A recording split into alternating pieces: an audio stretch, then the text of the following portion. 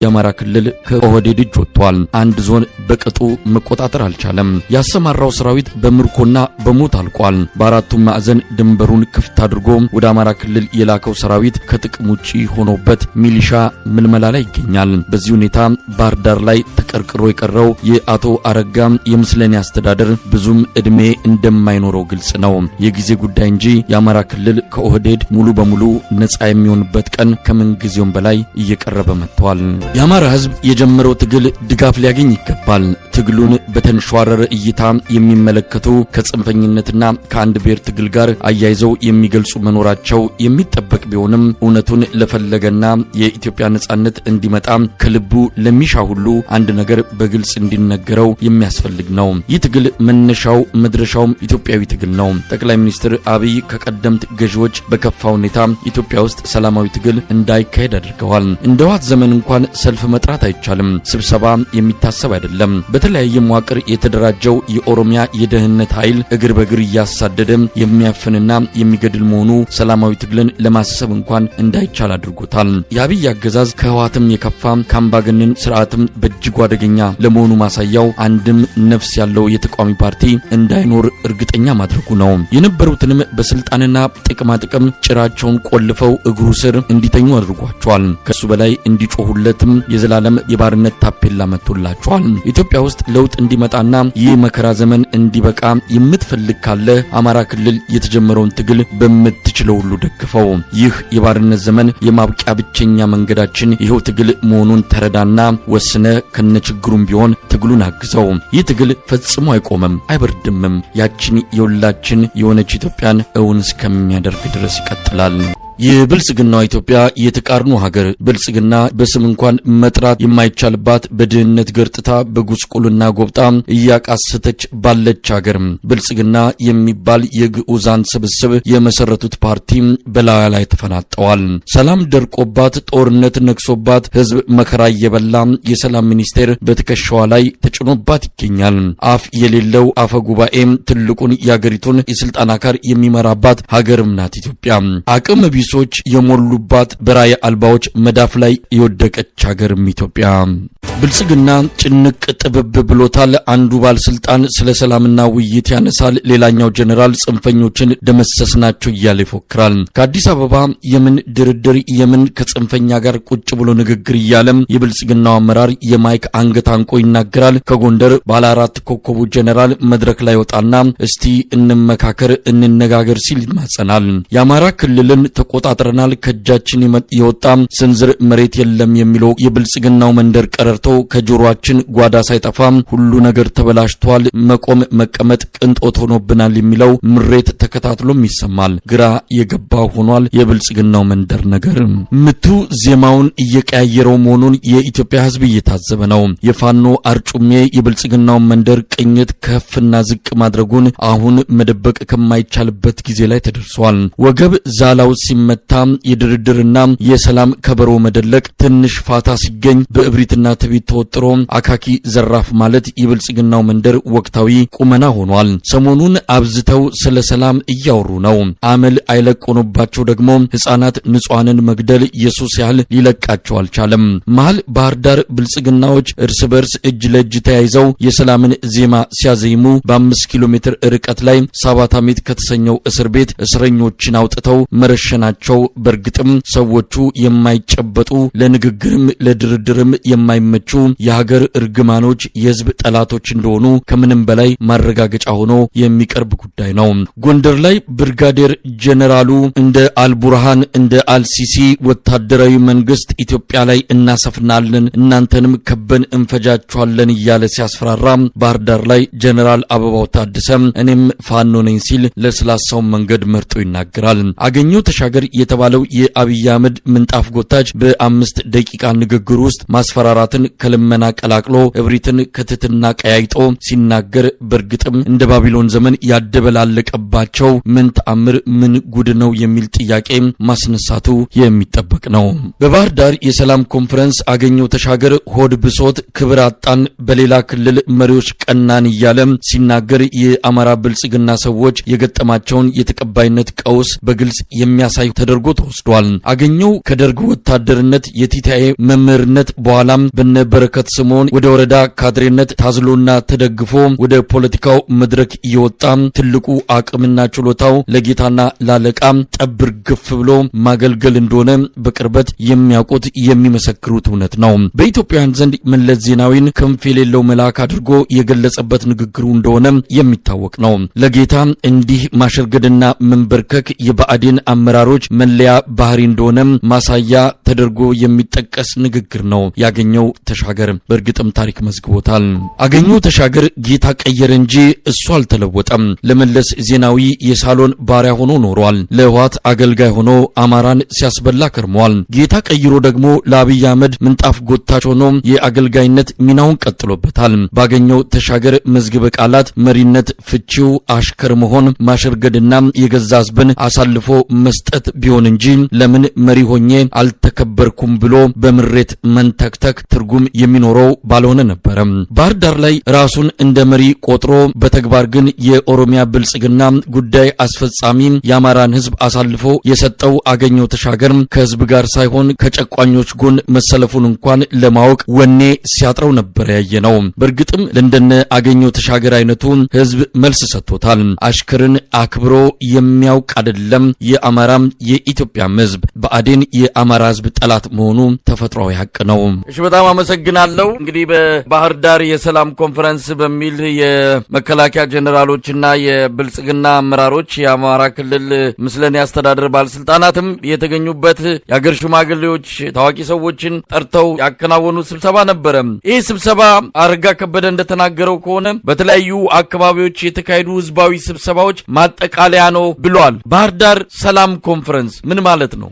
መሳይ በመጀመሪያ ደረጃ የሰላም ኮንፈረንስ የሚለውን ስም ከመጥራታቸው በፊት እነዚህ ሰዎች እነማን ናቸው፣ ማንስ ወክለው ነው የሰላም ኮንፈረንስ የጠሩት የሚለው በጣም ማወቅ አለበት ህዝቡ። በተለይም ደግሞ በአካባቢው ያለ ህዝብ ያውቀዋል እውነታውን፣ ግን ከአካባቢው ውጭ ያለው ህዝብ እውነት ስለሚመስለው የመጀመሪያው የሰላም ኮንፈረንስ ለመጥራት ሰላም የሚፈልገውን ህዝብ እያንገላቱ ያሉ ሰዎች ናቸው የሰላም ኮንፈረንስ ብለው የራሳቸውን ሰዎች እያሰማሩ ስራ የሚሰሩ ማለት። ስለዚህ የብአዴን ካድሬዎች እንግዲህ እንዳለመታደል ሆኖ አማራ ክልል ላይ አመራር ወጥቶ ያቅም የሚገባው አመራር በሙሉ በሚኒስተር ደረጃ የሚቀመጡ ሰዎች የራሳቸውን ፍላጎት ለማሳካት ሲሉ ብቻ የሚያስቀምጡት አሻንጉሊት ነው ማለት። አስበው ከዛ ድረስ አማራ ክልል ወደ 5 ፕሬዝዳንቶች ተቀያይረዋል። እነዚህ ፕሬዝዳንቶች የሚቀያየሩት ለጠቅላይ ሚኒስተሮች ስለማይመቹና ምስጢሩ ሊገባቸው ሲል ነው የሚቀየሩት ማለት ነው። በጣም በሚገርም ሁኔታ አማራ ክልል መሪ እስካሁን ድረስ የለው። የሚሾሙት መሪዎች ድሮ የህወሓት ባለስልጣናት ሲያሽከረክሯቸው የነበሩ አሻንጉሊቶች አሁን ደግሞ የብልጽግና ኦዲት የሚያሽከረክረው ምስለኔዎች ናቸው ማለት ነው። እንግዲህ እነዚህ ሰዎች የሰላም ኮንፈረንስ ለመጥራት መጀመሪያ ደረጃ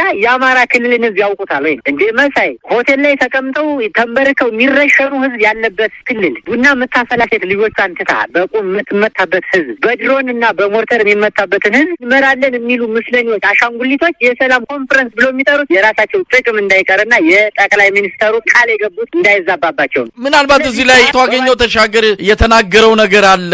ቀደም ሲልም ሰምቼዋለሁ። መሪ አይበረክትም አማራ ክልል፣ በሌሎች ክልሎች መሪዎች እንቀናለን። የሌሎች ክልሎች መሪዎች ተቃዋሚውም ደጋፊውም በመሪነት ያከብራቸዋል። እኛ ጋር ግን ርዕሰ መስተዳድር ይገደላል፣ የወረዳ አመራር፣ የዞን አመራር ይገደላል። መሪ እንዴት አታከብሩም? እንዴት እኛን አታከብሩም? እያለ ማጸንም የሚታይበት ነው። እውነት አገኘው ተሻገር መሪ ነው ወይ? እውነት አረጋ ከበደ መሪ ናቸው ወይ? እንደው እንደ መሪነት አልተከበርንም ብሎ ሮሮም ያሰማበትም ነው እንግዲህ በመድረኩ ላይ። እሱ እኮ ነው መሰለኝ በጣም የሚገርመው ነገር የአማራ ህዝብን መታረድ፣ የአማራ ህዝብን መሞት የሰብአዊ መብት ኮሚሽን ሳይቀር በሪፖርት አቅርቦ የአማራ ጄኖሳይድ ተፈጽሞበታል፣ ጄኖሳይድ ሊባል የሚችል ስራ ተፈጽሞበታል ተብሎ የሰብአዊ መብት ተሟጋቾች ያቀረቡትን ሪፖርት እንኳን በራሳቸው ኮንፊደንስ የአማራ ህዝብ ተበድሏል ብለው እኮ ሪፖርት ማቅረብ የማይችሉ ጅሎች ናቸው እኮ እነዚህ። የአማራ ህዝብ እኮ በስካቫተር እየተቀበረ በጅምላ እየተቀበረ ነፍሰ ጡር ሴት አማራ አትወልድም ተብላ በቁሟ እያስወረደች እያለ እኮ የአማራ ህዝብ አደጋ ደርሶበታል ብለው የማያቀርቡ ጅሎች ናቸው እኮ እነዚህ። እነዚህ በጣም የሚገርመው መሳይ በጣም የሚገርመው ለራሳቸው እንኳን አይሆኑ ለራሳቸው እንኳን ማለት ለአማራ ህዝብ ተው ችግር የለው ግን ለራሳቸው እንኳን ማይሆኑ ለምሳሌ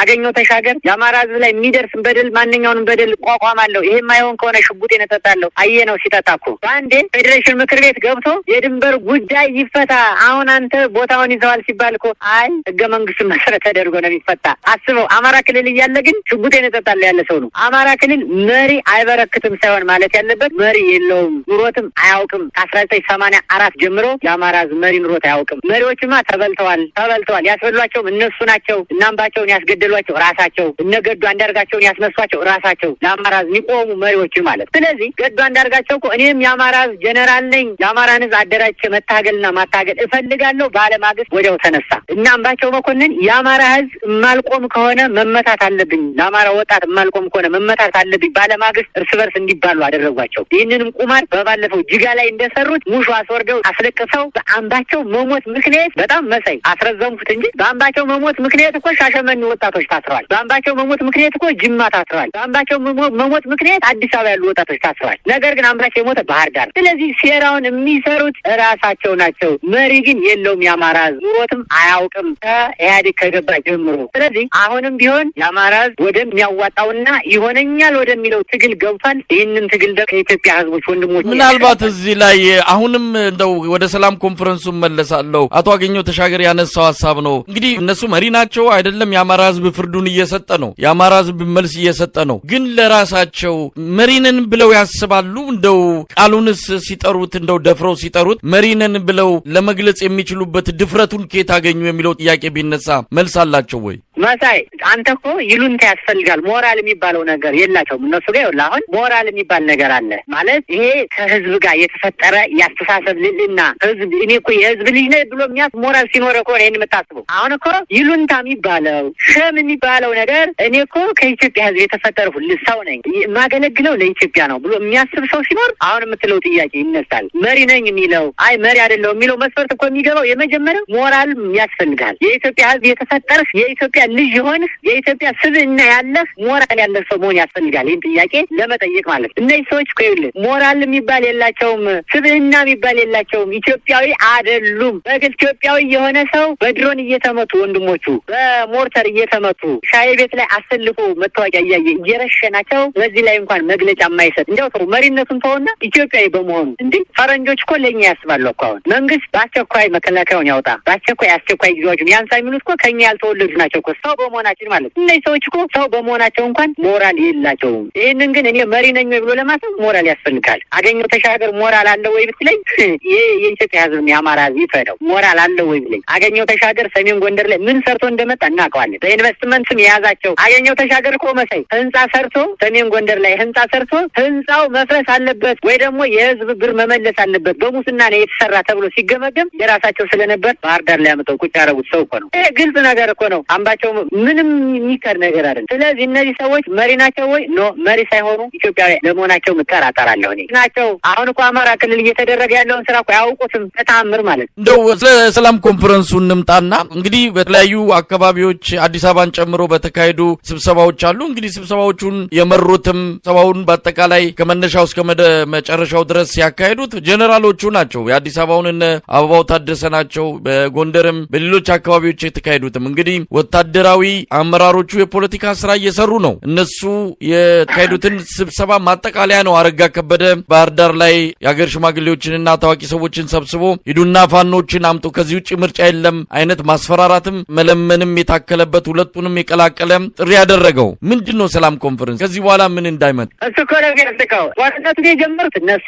ጦርነቱ የተጀመረው የአማራን ቀበቶ እናስፈታለን አማራ የተወሰደውን መሳሪያ እናስመጣለን ጦርነቱ ተጀመረ መከላከያ በየቀበሌው ገብቶ ህግ እንደሚያስከብር ተደረገ አዩት መሳይ እናንተም እንደዘገባችሁት 30 የማያልቅበት ብርሃኑ ጁላ እኔ መስከረም 30 ጥቅምት 30 ህዳር 30 ብዙ 30ዎችን ከደረደሩ በኋላ እንደማያዋጣቸው ሲያውቁ እነዚህ መከረኛ የሀገር ሽማግሌዎች ምንም የማያውቁ ማለት በየዋህነት ሁሉን ነገር ለፈጣሪ የሚሰጡ ኢቭን እነ አብይ አህመድ የሚገሉትን ግድያ እንኳን ከፈጣሪ የተሰጠው እንስልላስ ይዘው የማንገራገር ስራ ይሄ ጦርነት ካልቆመ ኢትዮጵያ አለቀላት ይሄ ጦርነት ማይቆም ከሆነ እርስ በርስ እንባላለን ሲጀመር ይሄ ይህንን ስራ አሁን እየሰሩት ያለ ወታደራዊ መንግስት ተመስርቶ ያወያዩት ያለ ጄኔራሎች ናቸው። ወታደራዊ መንግስት የተመሰረተ እስከሚመስል ድረስ ማለት አረጋ ከበደ ይህንን ስራ የሚሰራው በነገራችን ላይ በህይወት ለመቆየት ነው። በህይወት ለመቆየት ምክንያቱም አብይ አህመድ ሰብስቦ ምንድን ያላቸው መሰለ ጄኔራሎችና የአማራ ባለስልጣናትን ሰብስቦ ይህንን ነገር በአስቸኳይ በእናንተ ትግል የማታስቆሙ ከሆነ የራሳችሁ ጉዳይ ያላቸው የራሳችሁ ጉዳይ። ወታደሩን ሰብስቦ ልትዋጋ ከሆነ ተዋጋ፣ የማትዋጋ ከሆነ የራስህ ጉዳይ አስበው። እበትንሃለሁ፣ ለማኝ ትሆናለህ። ምክንያቱም ቁስለኛ በርካታ ቁስለኛ። ስለዚህ እነዚህ ሰዎች ሽማግሎችን፣ የሃይማኖት አባቶችን አምጥተው ስለ ሰላም ኮንፈረንስ ከመስበካቸው በፊት እስቲ አሁን ያለውን የአማራ ቁመና ምንድን ነው የሚመስል፣ ህጻናቶች እየተገደሉ ያሉበት ሁኔታ ያስረዷቸው እስቲ፣ የሚሞቱትን እናቶች ያስረዷቸው እስቲ። መጀመሪያ ይሄ ጦርነት ለምን እንደተጀመረ እስኪ ከሀከፍ ያስረዷቸው። አሁን እኮ እየታገልን ያለን የህልውና ትግል እኮ ነው፣ ላለመሞት እኮ ነው። ከፈቶና ፈታለን ብሎ የመጣን መከላከያ ነው እየተዋጋን ያለን። መሳሪያ ትጥቅ እናስፈታለን ብሎ እየመጣ ያለ መከላከያ ነው እየተዋጋን ያለን። ስለዚህ ከምንሞት ታግለን መዋጋትና መሞት አለብን። ቁመን ከምንሞት ታግለን መሞት አለብን የሚል ወኔ ይዘው የአማራ ህዝብ ከአጽናፍ ከአጽናፍ እየታገለን ኖት ሆንልኝ። የአማራ ህዝብ ብቻ ሳይሆን ሌሎች የኢትዮጵያ ወንድሞቻችን እያገዙን ነው፣ በወኔ በሎጂስቲክ እያገዙን ነው። እኛ ስማቸውን መጥቀስ አንፈልግም። ስለዚህ እናረጋ ከበደ ይህን ያውቁም። አንደኛ ቅድም እንዳልኩ የአማራን ስነ ልቦና ያውቁም፣ የኢትዮጵያን ስነ ልቦና ያውቁም። እነዚህ ሰዎች ብዙዎች ናቸው፣ እውቀት የላቸው። እውቀት ያላቸው ሰዎች እኮ አፄ ኃይለ ሥላሴ ምንድን ያለው እረኞች ምን አሉ ነው አይደል? ያለ መጀመሪያ ዝም ብለዋል። እንዲህ እያሉ ነው ከተባለ የራሱ መፍትሄ ሊወስድ ማለት ነው። አሁንስ ምን አሉ?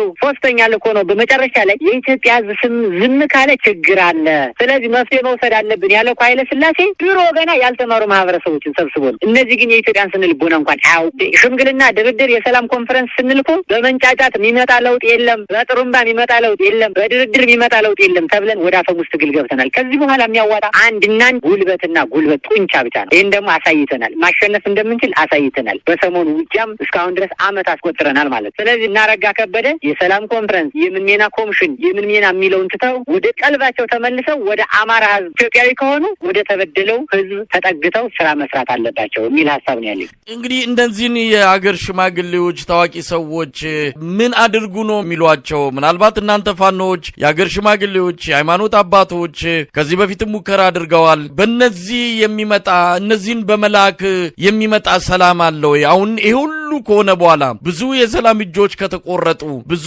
መንገዶች እንዲዘጉ ተደርገው የሰላም መንገዶች ከተዘጉ በኋላ አብይ አህመድ አሁንም ሰላማዊ ሰዎችን በመግደል አሁንም በብሪትና በትዕቢት ስልጣኑን ማስቀጠል እየፈለገ መሆኑን በአደባባይ እየተናገረ እነዚህን ሽማግሌዎችና የሃይማኖት አባቶች ምን አድርጉ ነው የሚሏቸው? የሚመጣ ለውጥ አለ በእናንተ በኩል እንደው እነዚህ ሰዎች በመላካቸው? ምንም የሚመጣ ለውጥ የለም መሳይ። አንደኛ የሀገር ሽማግሌዎች ግልጽ እንድትሆን ለእኛ ሁሉ አማክረውናል። ልንታሰር ነው፣ እዚህ ስብሰባ ላይ ካልመጣችሁ እናስራችኋለን ተብለው እንግርግር ያደርሷቸዋል፣ እናፍናቸዋለን። የምትደርሱበትን አታውቁትም። እዚህ ስብሰባ ላይ የማትገኙ ከሆነ እዚህ የሰላም ኮንፈረንስ ላይ የማትገኙ ከሆነ ምን ወስደውን እርምጃ እኛ ብቻ ነው የምናውቀው ተብለው ከ2 ሳምንት በፊት እንግርግር ያደርሷቸው ለእኛ ነግረውናል። ሊያፍኑን ነው፣ ሊያስሩን ነው። ስለዚህ ስብሰባው ላይ ብንገባ ምን ችግር አለው ነው ወይስ እንቅርና የመጣው ይምጣ፣ እኛ ትግል ውስጥ ነን፣ እኛ የፋኖ ደጋፊ ነን፣ ፋኖ ምነን እድሜያችን ቢገፋ እንኳን በጾለት የምናግዝ ፋኖዎች ነን። ስለዚህ ምን ትሉን አላችሁ ሲሉን እኛ አባቶች ሲታፈኑ ሲንገላቱ በዚህ እድሜያቸው ማየት ስለማንፈልግ ከተማ ሲወድ ማየት ስለማንፈልግ ሂዱና የሚሏቸው ስሟቸው፣ የእናንተን ሀሳብም ግለጹላቸው፣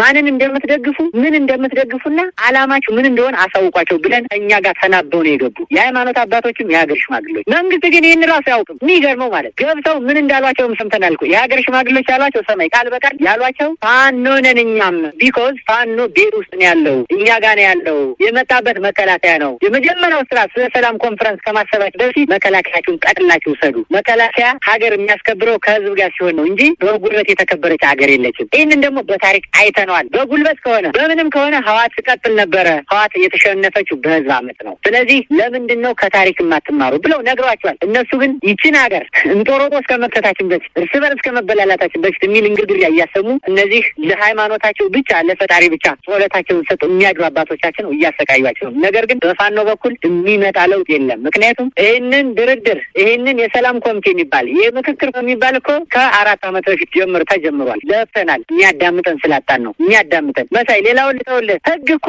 አሁን ህግ የለም እኮ ህግ የሚባል ኢትዮጵያ ውስጥ አይሰራም። ባለስልጣን ከሚፈልጉት ውጭ እነ ክርስቲያን ታደለ እኮ ከህገ መንግስት ውጭ ታስረው እስከዛሬ አልተፈቱም። አንድ የምክር ቤት አባል የመከሰስ መብት ሳይነሳ ህገ መንግስት ሳይፈቅድ እኮ ነው የታሰሩ ለአማራ በመታገላቸው ማለት። ስለዚህ እኛ የምክክር ኮሚሽን ቢያስፈልግ ኑሮ የሰላም ኮሚቴ ቢያስፈልግ ኑሮ ከዛሬ 4 ዓመት በፊት ነገሩ ይጠናቀቅ ነበረ። ነገር ግን ይሄ ስለማይሆን ፋኖ በአቋሙ ነው። ኢትዮጵያ ኢትዮጵያ በእርግጠኝነት ታሸንፋለች። ቢኮዝ ኢትዮጵያ ለተበደሉት ሁና ስለምታውቅ የተበደለ ሰው አሸንፎ ስለሚያውቅ ስላየ ነው። በህወሓት ዘመንም ስላየ ነው። ከዚያ በፊትም ስላየ ነው። አሁንም ቢሆን የህዝብ ልጆች ነን። የህዝብ ዓላማ ነው ይዘን የተነሳ ነው። በእርግጠኝነት እናሸንፋለን እንጂ አረጋ ከበደ እንደሚለው አገኘሁ ተሻገር ጣጥቶ እንደሚዋረው አይደለም። በፉከራና በዛቻ ቢሆን እስከዛሬ ድረስ እኛም ጠፍተን ነበር። ስንት 30ዎችን አሳልፈናል። ነገር ግን ትግላችን እየመራ የምንይዛቸው ቦታዎች እየሰፉ ነው የሚሄዱትና የሚቀየር ነገር የለም የሚል መልዕክት ነው ያለኝ። በጣም ነው የማመሰግነው። አመሰግናለሁ። መሳይ